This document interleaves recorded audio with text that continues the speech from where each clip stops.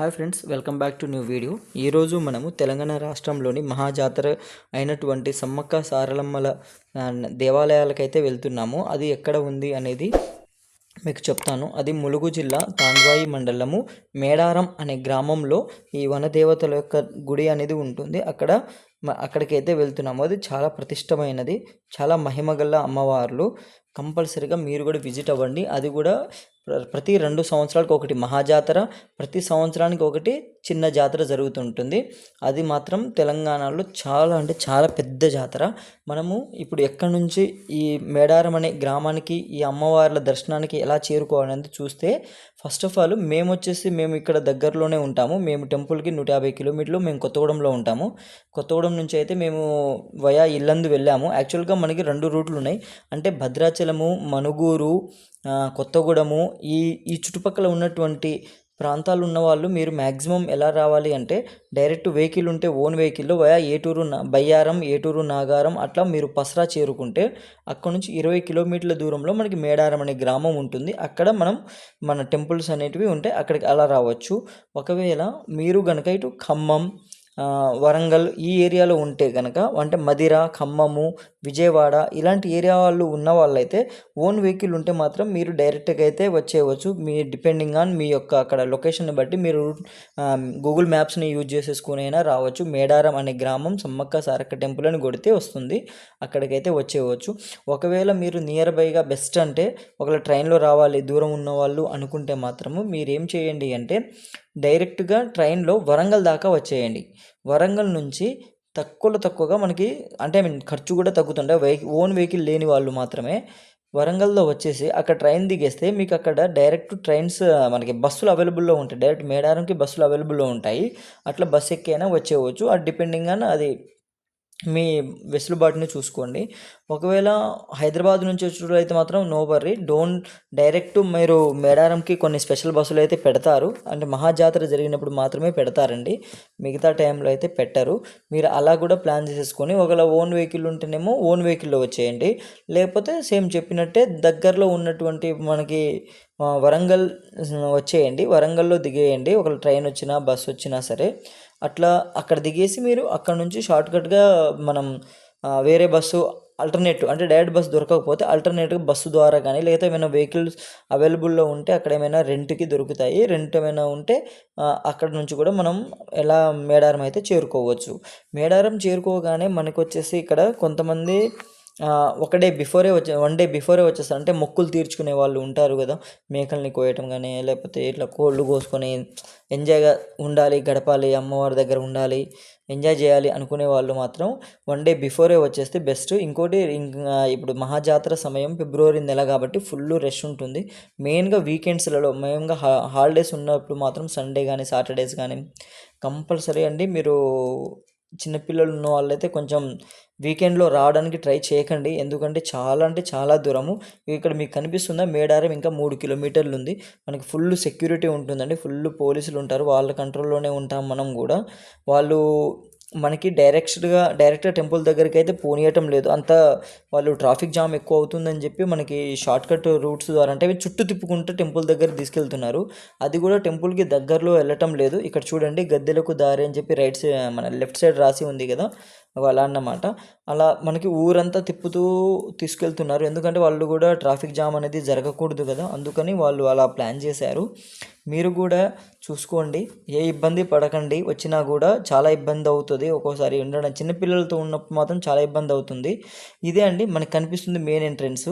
ఇంకొకటి ఇక్కడ ఉండడానికి అనుకుంటే ఒకరోజు వన్ డే బిఫోర్ వచ్చేటోళ్ళు ఇక ఈ చిన్న చిన్న పట్టాలతో కప్పి ఉన్నటువంటి ఈ గుడారాలు ఉంటాయి కదండి, ఇవి రెంట్కు దొరుకుతాయి. మినిమం 500 రూపాయల నుంచి 1000 రూపీస్ దాకా ఉంటుంది.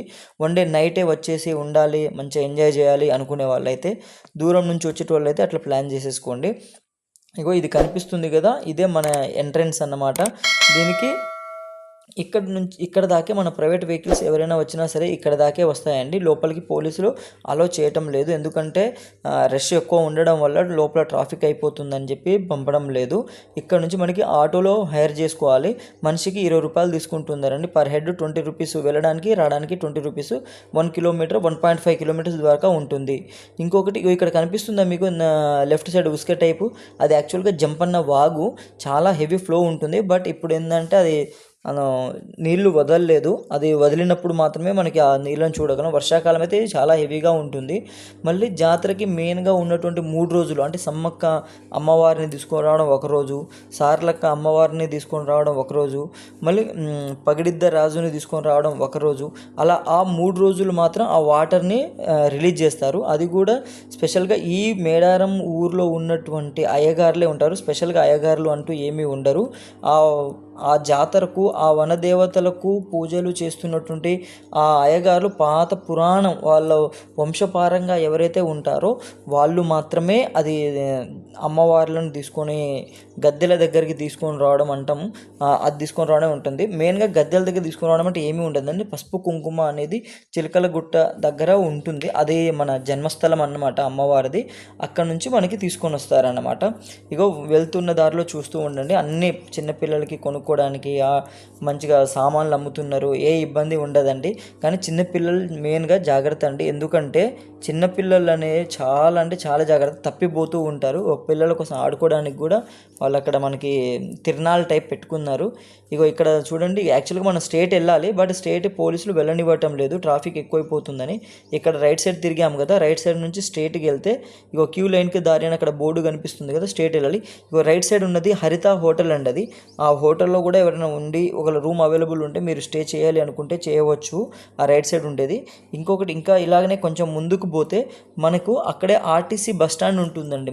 మన గ్రామంలో ఉన్నటువంటి ఆర్టీసీ బస్ స్టాండ్ అయితే ఉంటుంది. అక్కడ కూడా మనం బస్సులో వచ్చేటోళ్ళు డైరెక్ట్ అక్కడ దిగవచ్చు.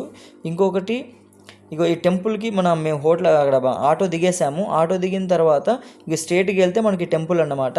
దాని పక్కనే చెప్పుల స్టాండ్, బ్యాగ్ స్టాండ్, ఎవరైనా లగేజ్ తెచ్చుకుంటే అక్కడ పెట్టుకోవచ్చు, చెప్పులు పెట్టుకోవచ్చు. ఇట్లా స్ట్రేట్కి వెళ్ళాలి. మనము స్ట్రేట్గా వెళ్ళేసి అమ్మవార్లను మనం యాక్చువల్గా మేము వెనకాల బ్యాక్ సైడ్ దిగాము ఆటో. యాక్చువల్గా అది ఇందాక చెప్పాను కదా స్ట్రేట్గా వెళ్ళాలి అని. అట్లా స్ట్రేట్గా వెళ్తే మనం ఎంట్రెన్స్లో వెళ్తాము. కానీ హెవీ రష్ ఉండడం వల్ల పోలీసులు అట్లా పోనీయటం లేదు. అందువల్ల మేము ఇక్కడే బ్యాక్ సైడ్ దిగాల్సి వచ్చింది. ఇదే అంటే మనం టెంపుల్ యొక్క బ్యాక్ సైడ్ ఎంట్రన్స్ అనమాట. యాక్చువల్గా మనం బ్యాక్ సైడ్ నుంచి లోపలికి అయితే వెళ్తున్నాం, గద్దెల దగ్గరికి అయితే వెళ్తున్నాము. ఒకసారి చూసుకోండి, చాలా అంటే చాలా హెవీ. ఇదే అని చూడండి, ఇదే సమ్మక్క టెంపుల్ అంటే గద్దెలు అనమాట. గద్దెలనే మనం చేస్తూ ఉంటారు. ఇక్కడ మనము ప్రసాదముగా మనం ఇక్కడ ఏమిస్తాము అంటే బంగారం ఇస్తాము. బంగారం అంటే ఇక్కడ మన బెల్లమే మనకు బంగారంగా భావిస్తాము. ఇక్కడ చూడండి, ఇదే టెంపుల్ లోపలికి ఇది మీకు పూసలు కనిపిస్తున్నాయి, ఇనుప రాడ్లు అట్లా. అది సమ్మక్క తల్లి కనిపించేది. చాలా అంటే చాలా హెవీ రష్ ఉంటుందండి. అది మాత్రం మీరు చాలా గమనించండి. ఎందుకంటే ఇక్కడ ఇంకోటి కనిపిస్తుంది కదా, అది వచ్చేసి మనకి సారలమ్మ టెంపుల్. అదే గద్దెల దగ్గరికి అయితే వచ్చాము. మెయిన్గా చిన్నపిల్లలు జాగ్రత్త అండి, తప్పిపోతూ ఉంటారు. చంటి పిల్లలతో వచ్చిన వాళ్ళు కొంచెం బయటే ఉండడం మంచిదండి, ఎందుకంటే తొక్కిసలాట అయిపోతూ ఉంటుంది. ఇప్పుడే దర్శనం చేసుకుని బయటకు వచ్చేసామండి. ఫ్రెండ్స్, మెయిన్గా వచ్చేసి ఇక్కడ ఏది తీసుకున్నా సరే ఫుల్ కాస్ట్ అండి. ఇంటికాడ నుంచే తెచ్చుకోవడానికి ట్రై చేయండి. ఏదైనా సరే, వాటర్ అయినా సరే, థమ్స్అప్స్ అయినా సరే, మందు అయినా సరే. ఓకే, ఇలాగా మాలాగా మీరు కూడా ఇట్లా బయటకు వచ్చేసి హ్యాపీగా చెట్ల కింద వంట వండుకొని హ్యాపీగా ఫ్యామిలీ అందరూ కలిసి తినేసి హ్యాపీగా మీ యొక్క ట్రిప్ని అయితే 1 డే ట్రిప్ ఎంజాయ్ చేయవచ్చు అండి. ఇదే అండి ఫుల్ ఇన్ఫర్మేషన్.